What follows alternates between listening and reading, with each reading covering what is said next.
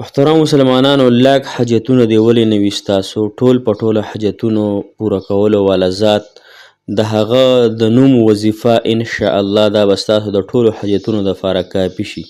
که ستاسو حاجتونه 1 لاک ولې نه وي، که 2 لاکه ولې نه وي، حاجتونه څوک پوره کوي؟ الله. نو دې وظیفه کې الله تعالی دومره طاقت ګدلی دی که نه، چې ځکه دا د الله تعالی اسم ذات دی.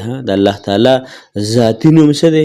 الله. محترم دا الله نوم دومره دروند نوم دی که نه، چې دی کې کم طاقت الله جل شانه ګدلی دی، کم برکات دی کې الله جل شانه ګدلی دي.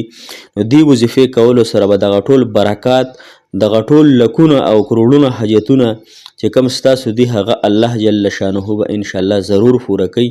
چې کم انسان دا وظیفه د زړه په یقین سره او په سوچ او تصور سره وکړه، انشاءالله چې الله جل شانه به د انسان تمام په تمام حاجتونه هغه پوره کوي. ځکه دا کافي، دا وظیفه انشاءالله ستاسو د حاجتونو دپاره کافي ده.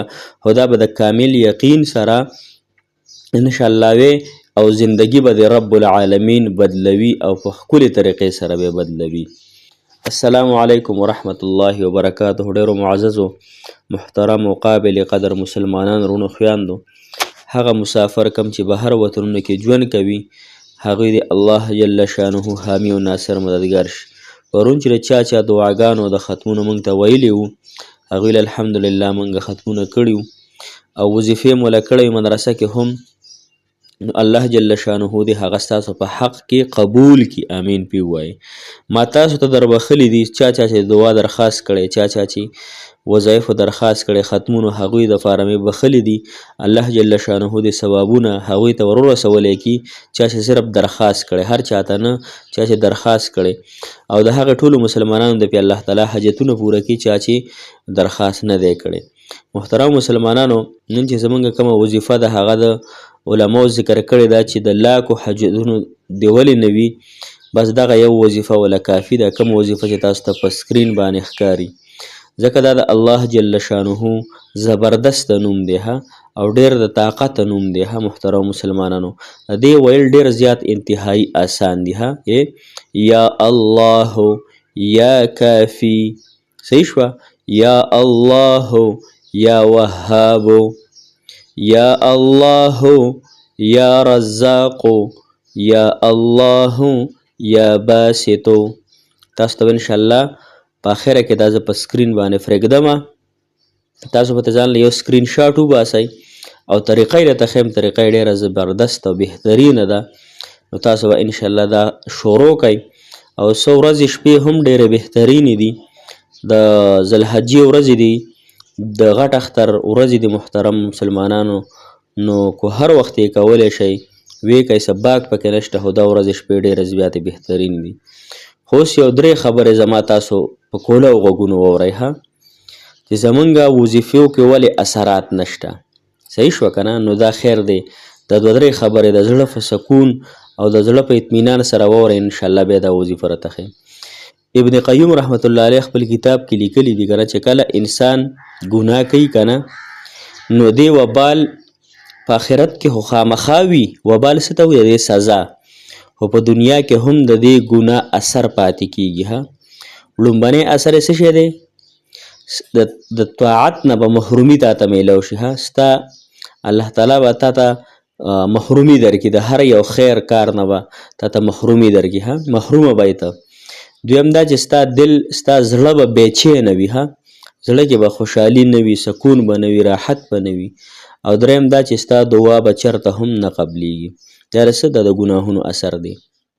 د ګناهونو اثر یو دا هم لیکلی دی مسلمانانو، محترم مسلمانانو، چې انسان وایي زما دعا نه قبلیږي. خو الله تعالی څه فرمایي؟ انسان وایي زما دغه دعا الله تعالی نه اوري. الله تعالی څه فرمایي؟ ان ربی لسمیع الدعاء. زمونږ رب هر چا او د هر انسان دعا هغه اوري. صحیح شوه که نه؟ لیکن هر یو خبره ستاسو پوره کول، صحیح شوه که نه، نو دا الله تعالی په خپل حکم او ارادې سره کوي. دا موږ نه وایو چې دا کار دی الله تعالی وکړي، دا دی راله وکړي. بس الله تعالی ته خپل حاجت وړاندې کوو او د هغې دپاره ګناهونه پرېږدو، چې د ګناهونه ډېر غټ سبب او ډېر غټ نقصان ده څیز دی په دنیا کې هم او په آخرت کې هم. لهذا ګناهونه نه ټول په ټوله څونه چې ګناهونه موږ نه کیږي، قصدن کیږي، عمدن کیږي یا خطأن کیږي، نو هغه فورا هغې پسې نیک کار کول لازمي دي. اوس چې کومه وظیفه د محترم مسلمانانو چې د لاکو حاجتونو دپاره به هم انشاءالله ستاسو دپاره کافي شي، هغه انتهایی اسانه وظیفه ده. لومبی به محترم مسلمانانو 11 پیرې درود ابراهیمي ووایي، کوم چې موږ مانځه کې وایو ښه. د هغې نه پس به بسم الله الرحمن الرحیم 11 پیرې ووایي.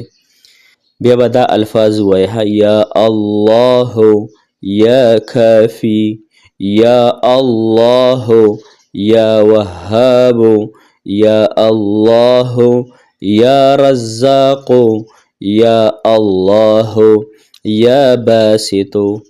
دا به تاسو ووایئ ها. دا به څو پیرې تاسو وایئ؟ 314 پیرې. دې نه وروسته بیا بسم الله الرحمن الرحیم 11 پیرې ووایئ او 11 پیرې به بیا درود ابراهیمي ووایئ. صحیح شوه؟ دا به څو ورځې تاسو جاري ساتئ. نو تاسو ته دا ما مخکې هم ویلي دي محترمو چې کم از کم د اختر د شپې پورې خو یو کوئ او که د اختر نه پس هم کولی شئ نو خامخا یې در سره انشاءالله جاري وساتئ ها. لکه څنګه چې مریض سختو حالاتو کې وي نو ډاکټر ته څه وایي؟ وی زړګیه ته دا دوایانې جاري وساته 2 میاشتې 3 میاشتې. لهذا تاسو 140 ورځې پورې یا 21 ورځې پورې جاري وساتئ. ګوره ډاکټر موږ نه فیس هم اخلي، وخت هم زموږ خراب شي. صحیح شوه؟ او په ګڼټو انتظار هم وکړو. موږ نه پیسې تاسو نه اخلو، دعاګانې هم درته فري کوو، ختمونه هم درته فري کوو د الله د رضا دپاره. صحیح شوه؟ فیس هم درنه نه اخلو.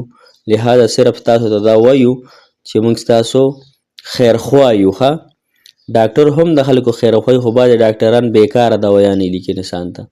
موږ د الله جل شانه داسې صفتي نومونه تاسو ته درکړه چې دې کې انشاءالله العزیز د الله تعالی ذات قدرتي ذات دی، د الله تعالی ذات حقیقتا ذات دی، نو د هغه نومونه هم طاقتور نومونه دي. لهذا دې کې هیڅ هغه داسې څیز نشته چې بیکاره وي. لهذا موږ بیکاره کیدی شو، زموږ ژبې نجس کیدی شي، لیکن د الله جل شانه ډېر طاقتور نومونه دي ها.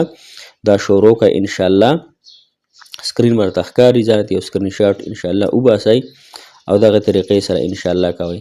او موږ ته هم دعاګانې کوئ. چاته د ختم ضرورت نو موږ ورته انشاءالله فی سبیل الله د الله د رضا دپاره کوو. صرف ستاسو دعاګانو محتاج یو، صرف ستاسو دا محبتونه چې موږ سره کم کوئ، زموږ ویډیوګانې وظایف په شوق سره ګورئ، دا زموږ دپاره کافي ده.